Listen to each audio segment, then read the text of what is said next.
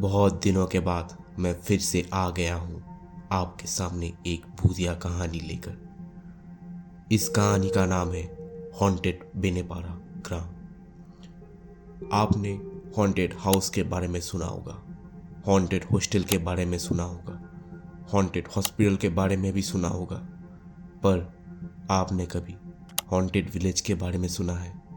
एक ऐसा विलेज जहाँ पर पहले 200 से 300 लोग रहते थे, पर अभी वहाँ पर कोई नहीं रहता।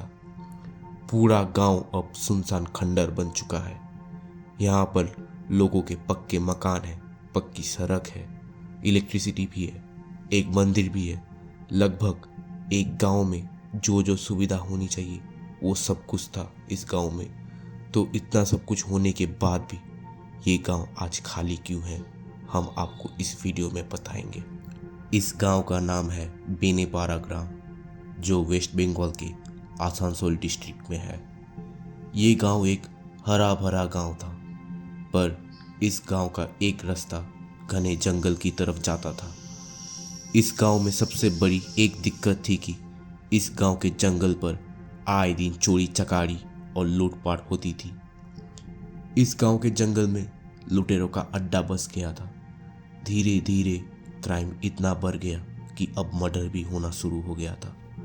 अब गांव के लोगों को उस जंगल में अनजान लोगों के लाशें भी दिखना शुरू हो गया था।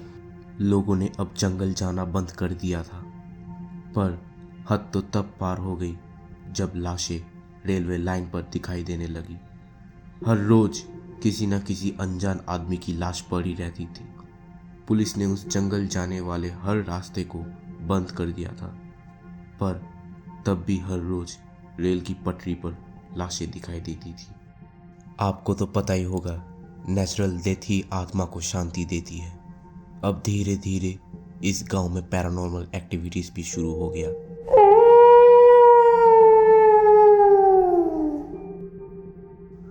रात को कभी कभी रेल की पटरी की तरफ से चीखे चिल्लाने की आवाज आती थी। कुछ लोगों ने एक औरत का साया भी देखा था। हर रोज रात को दरवाजे पर खटखटाने की आवाज सुनाई देती थी।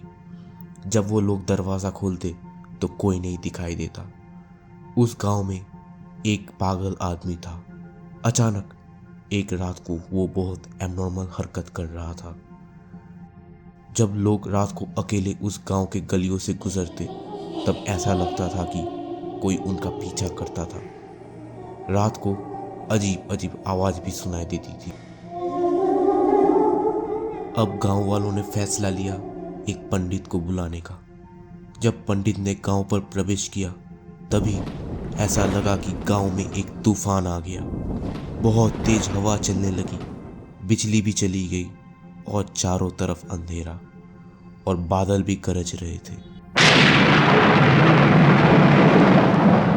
और ऊपर से आत्माओं की हंसी पटरी की तरफ से आ रही थी।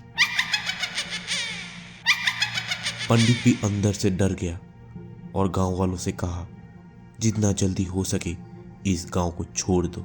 ये बोलकर पंडित तुरंत वहां से भागा। अब गांव वालों के पास और कोई उपाय भी नहीं था और ये सब पैरानॉर्मल एक्टिविटीज भी धीरे धीरे बढ़ रही थी। इसलिए गांव वालों ने छोड़ना ही सही लगा और धीरे धीरे ये गांव पूरा खाली हो गया। कुछ लोग फिर से रहने के लिए आए थे, पर वो रह नहीं पाए। पैरानॉर्मल एक्टिविटीज ने उन्हें रहने नहीं दिया। अगर आपको ये कहानी अच्छा लगा तो लाइक शेयर सब्सक्राइब ज़रूर कीजिए।